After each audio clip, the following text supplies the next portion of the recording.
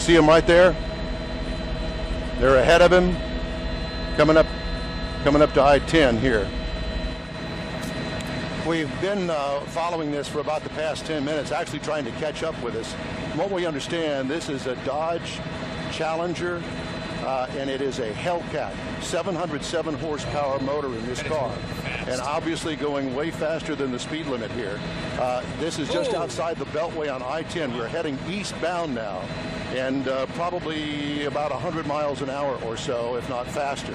Yeah, Don, that car is pursuit. moving so fast. I'm not getting mixed minus on my IFB, by the way. I'm getting feedback, so I'm turning it down. But, Don, that vehicle is clearly going at least 110 miles an hour. And the police are in pursuit of this, and they lost him for a while because he got so far out in front of them, but the tracker helped them pinpoint exactly where he was, and so they narrowed their focus down in this chase, clearly using the feeder now to side over there on the emergency shoulder, trying to get around all of these cars. We're out here at the San Jacinto River, heading eastbound on I-10 at a high rate of speed.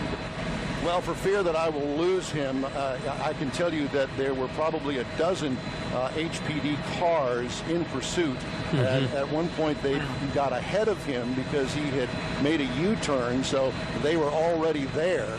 He passed them, and I do know that there are sheriff's deputies involved in this as well as the HPD chopper, at least one of them in pursuit with us up here with this chase heading eastbound on I-10. How fast are you going, Don? Our current speed is about 100 to 110, so we're kind of keeping up with him. Where that is.